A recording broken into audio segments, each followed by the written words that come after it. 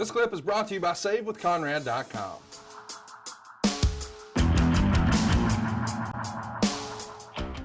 Well, you refer to yourself as a jabroni, and now since you said that, it feels like as good a time of any.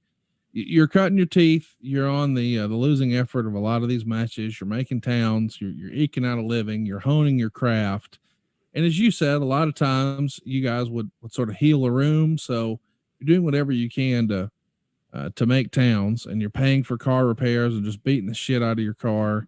And then somewhere in this run with Bill Watts, something unexpected happens, and you start riding in style. Tell us a little bit about how that came to be. Well, let me cover something for Pee Wee, and I don't know if we talked about this on a previous episode, but somewhere during all this, Dog, I don't know if he sent Pee Wee out to run an errand during a show or something, go to a convenience store, or I don't remember the exact story, but JYD hired Pee Wee as his assistant, basically to drive him to the towns and drive him back. Then Pee Wee went from that job description till they broke him in as a referee. So now he had a full-time job, which was a pretty cool thing because he was able then to help out with the bills a little bit, which he hadn't done in the past. So I thought I would cover that, which was pretty important because when I left, which is coming up in our story, Pee Wee stayed, and he stayed for years. He met his wife up there, made a home for him that turned into a long-term gig for him. So thought I'd throw that in. So now getting back to the question, the mystery guy that I was riding with suddenly.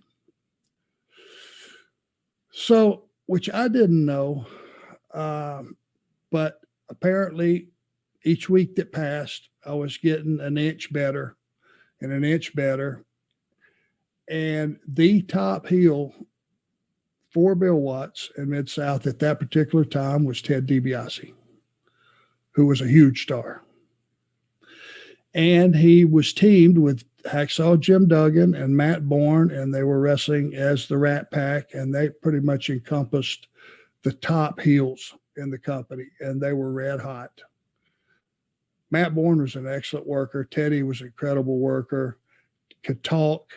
Hacksaw Jim Duggan was a steamroller, which Bill Watts loved. You know, I mean, he was one of those guys that would go in a bar and clean it out if anybody gave him any crap. But Teddy was the businessman. He was the guy. He was the guy going out every night making JYD look like $1 trillion. So one night I came back through the curtain and he pulled me aside and he said, hey, I watched your match. I just want to give you a couple tips if you're receptive. I just sat there, my jaw on the ground. What do you say to that? I said, well, of course, please. And he told me 2 or 3 things that he liked and 2 or 3 things he didn't like. And he said, this is an easy fix. Just move this over here, move that over there. And, you know, I've been kind of watching you for a little bit. And he says, you're getting better every week. I don't know if you know that or not.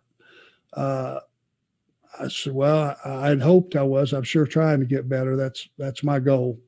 He says, well, I tell you what, you live in Baton Rouge, right? You live with Tim Horner. That's not very far from my house. Why don't you start riding with me? Wow.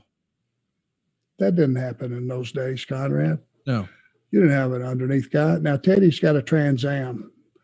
Now, we're talking Burt Reynolds, black Trans Am.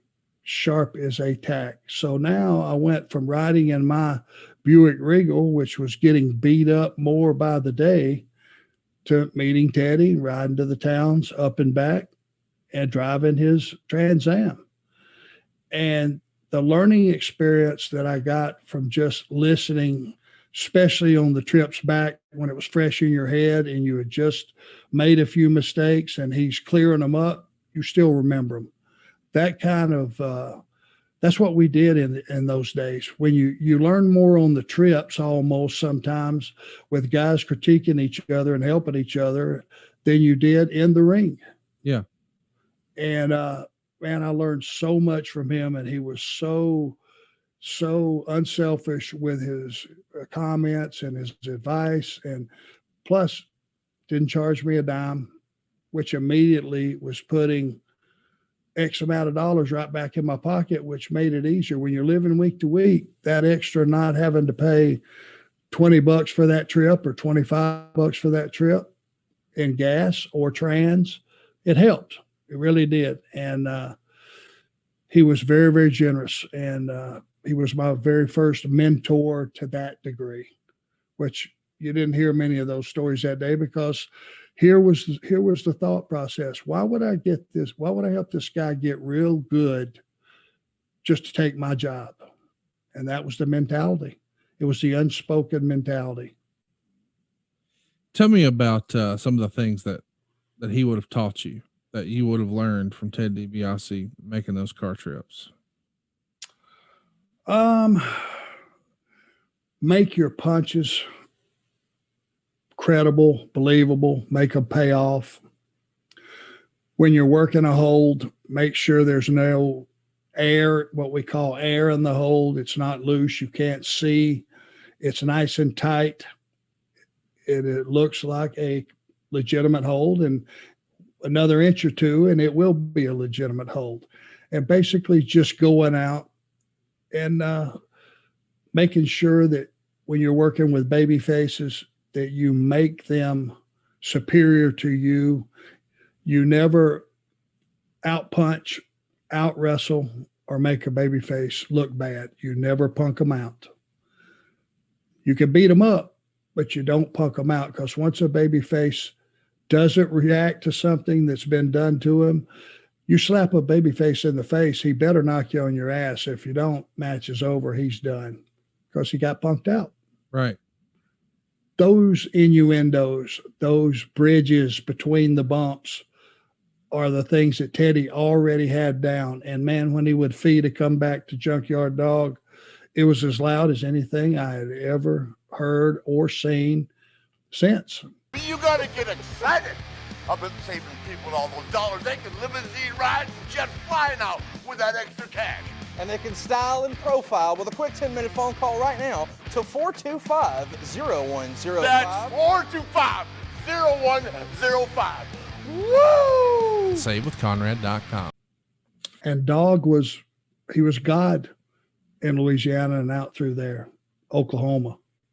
And you're going to be working with Dog your next match after Mike Sharp, February 2nd on TV. Dog beats you. And then that same night, as I think I mentioned, Mr. Wrestling 2 and the Junkyard Dog beat you and Don Bass. So double duty here. But JYD is just all over the place. But we're talking about Dibiase. And one of the things that intrigued a lot of fans when you and I first announced that we were doing a show is the idea that they knew that you were considered to be, in most people's opinion, one of the best promos in wrestling. At this point in your wrestling career, have you even done a promo? No, absolutely not. There was no spot. I was strictly a first or second match, third at the most, tackling dummy that was just trying to learn the mechanics of having a match, the psychology of having a match that made sense, and just working on that. You would have never got a promo in those days. That time was so valuable and so critical. Remember, it was a 1-hour show, and you were trying to expose all these top talents and talents that were upper middle, so that when a top guy beat an upper middle guy, it meant something. And when a upper middle guy pulled one out of his keister and he beat a top guy, then you had a star, and he was made. There was no spot for doing promos. Now, before I got in the business, and my friends in Rome, Georgia, Tony Zane, myself, Kenny Green, Pee Wee, when we would be riding around town drinking and rednecking and all that stuff, well, we were cutting promos on each other back then. Right. Because we're all wrestling fans, and people may think that's goofy, but I still use some of that stuff, over the years. And it was just being a smart ass and being a heel. And I always had that mentality of being a wise ass. And, but at that point, I didn't have any promo time or the possibility of even doing a promo for Watts. Are you talking to Dibiase or listening to Dibiase, sort of getting his insight onto what makes a good promo, or is it strictly in-ring stuff? Yeah, we didn't talk about promos too much because that was so advanced for where I was. You got to remember, I'm, however many months for Watts at this point, plus 3 weeks in Pensacola prior to that. That's not a lot of experience in those days. So we didn't talk about that as much. It was more about matches and coming up with offense that, that's different. And the main thing was make it solid, make it credible, and be different. He gave me nothing but good advice. Talk to me a little bit about his advice about working with Watts. In those days, there were no such things as long-term contracts. You operate on a handshake, and you honor your word, and you do the honors on your way out of a territory, et cetera, et cetera. And we know Dibiase is going to go on to be a much bigger star with Vince McMahon as the $1 Million Man, and his legacy is going to be all set. But are you asking, as a young guy just trying to eke out a living, hey man, what's the next step for me? What should I do to advance my career financially? And does it involve sort of knowing when to move on? I think I've heard Michael Hayes say before, you leave when you're on top, so you've always got a place to come back to. Are you having those type conversations with Ted? No. You got to remember what Michael is talking about is once you're a top guy and you're a commodity, all the rules change. Right. You call your spots. You book yourself in the next territory. You call ahead and go, hey, things are starting to, get a little muddled here, creatives and shits. Baby faces are hurt. I got nobody to work with. Whatever the issue would be that you feel like it's time to go, you kind of handle that yourself. I was clinging to just making sure that when that booking sheet came out every week, my name was on it. Right. I wasn't looking to do anything further. I never had a money situation. Hey, how do I make more money? Because I was smart enough to know my goal was not to be the world champion. My goal was not to main event Madison Square Garden. My goal was to be a good wrestler. I wanted to be Dick Slater. I wanted to be a guy that every time he stepped through the ropes, he created excitement. And that I wanted to be a guy that could have a match with anybody, big or small, and it be credible and make sense and tell a good story. We never talked about money, and I knew just from hearing him, conversations, sometimes money would come up and he would be talking to Duggan or Bourne, and, they would go, a hell of a week last week, hell of a payoff on that town. It jumped, that angle worked, da-da-da-da-da-da-da-da. But I never asked anybody. And you know what? My entire career, Conrad, I've never asked what anybody made. It's none of my business.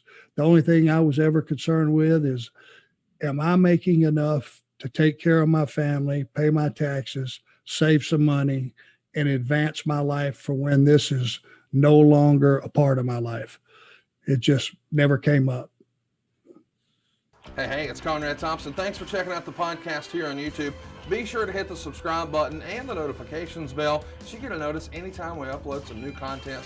And go save yourself some money right now. If you're in a 30-year loan or you have credit card debt, it's not a matter of if I can save you money. It's a matter of how much. Find out right now for free at SaveWithConrad.com.